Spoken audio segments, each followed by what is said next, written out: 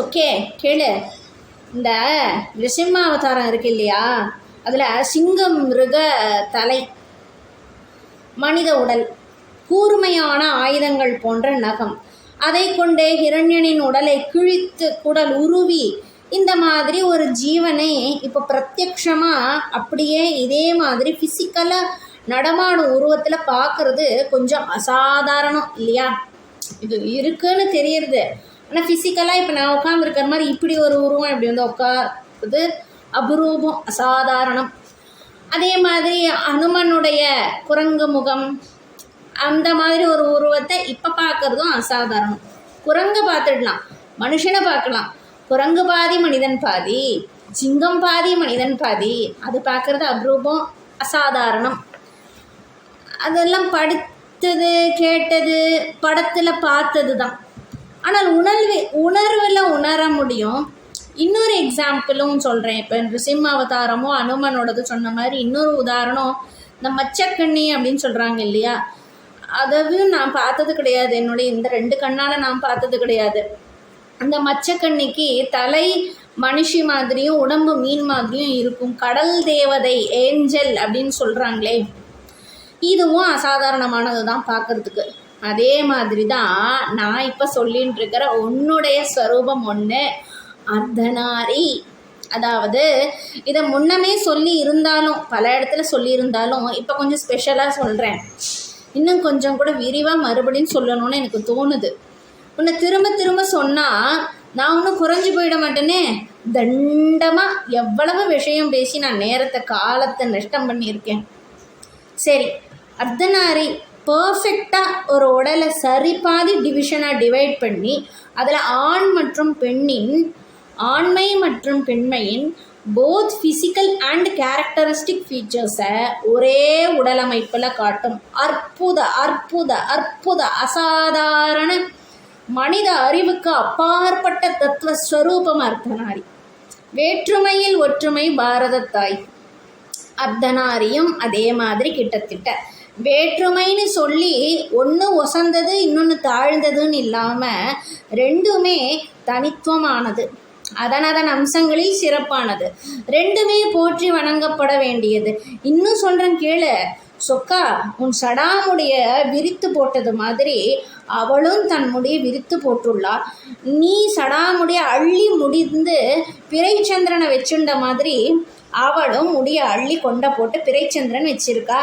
நீ பாட்டிகள்லாம் காதுகளில் நீட்டமாக வளர்த்து காதில் கம்மல் போட்டுப்பாங்களே, அப்படி நீட்டமாக போட்டு, அதுக்கு பேர் என்னன்னு எனக்கு தெரியாது, காதை நீளமாக வளர்த்து அதில் ஒரு கம்மல் போட்டுப்பாங்களே, அது மாதிரி நீயும் வந்து போட்டுக்கிற. அது மாதிரி அவளும் காதில் தோடு ஜிமிக்கி எல்லாம் போட்டிருக்கா. உனக்கு தாடி மீசெல்லாம் கிடையாது சொக்கநாதா, க்ளீன் ஷேவ். அவளை போலவே உனக்கும் மென்மையான கன்னங்கள், 2 பேரும் மூக்கில் புல்லாக்கு, தாம்பூலம் போட்டதால் சிவந்த உதடுகளும் இருக்குது 2 பேருக்கு. புல்லாக்கு நீ போடலாமா? நீ இதை கேட்காத சொக்கநாதா, ஏன்னா நான் பார்த்துருக்கேன். குடுகுடுப்பக்காரம் போட்டிருக்கானே, நீ அந்த மாதிரி எல்லாம் கூட இருக்கதானே, அதனால சொக்கநாதா நீ புல்லாக்கும் போடலாம்.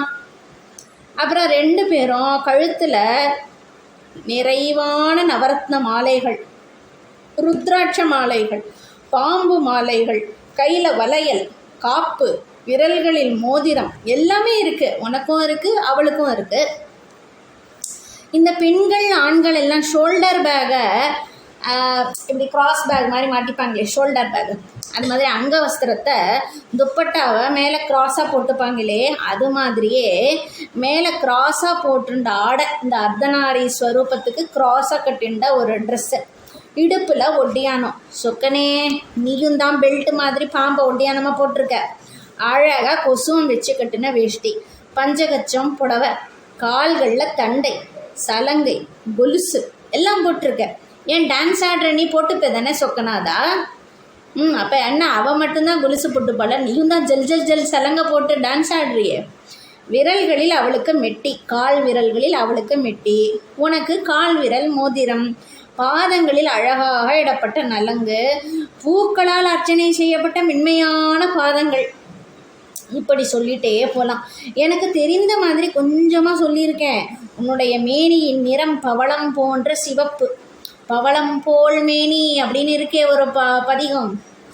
உடம்புல ஓடும் ரத்தத்தை கண்ணாடி ஃப்ரேம் போட்டு இந்த உடம்பை வச்சா, இந்த உடம்புக்கு ஒரு கண்ணாடி ஃப்ரேம் போட்டு வச்சா உள்ளே ஓடுற ரத்தம் எப்படி இளஞ்சிவப்பு ரத்தம் பார்க்க முடியுமோ அது மாதிரி ஒரு நிறமாக உன்னுடைய திருமேனிக்கு அர்த்தநாரி.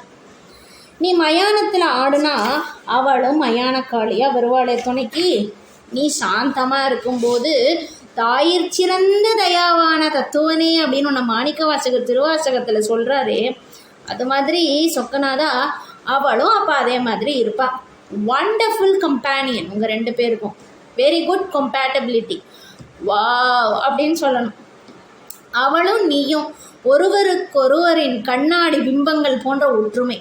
அவ்வளவு பிரியம் 2 பேருக்கும். இதையெல்லாம் தரிசனம் செய்து ஆனந்தமாக இருக்க தேவர்களும் விரும்புகிறாங்களே. குஷியில் உங்களுக்கு உலகத்தில் இருக்கும் அத்தனை பூக்களையும் மழை மாதிரி தூவி கொட்டி ஆர்ப்பாட்டம் செய்து எனக்கு குதிக்கணும் போல இருக்குது.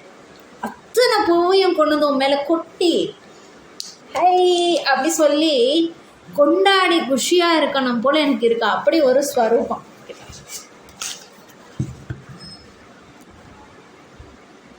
எவ்வளோ அற்புதமாக இருக்க அர்த்தநாரி. அர்த்தநாரி அப்படின்னு சொன்னால் அதில் மீனாட்சியான சொக்கியும் சுந்தரேஸ்வரனான சொக்கனும் 2 பேரும் சேர்ந்த ஸ்வரூபம் அர்த்தநாரி. சொக்கேனின் தாழ்த்துணை. இந்த ஸ்வரூபம் இதோட முடியலை. இதில் இன்னொரு விசேஷத்தை வேறு மாதிரியும் நான் சொல்கிற வரேன்.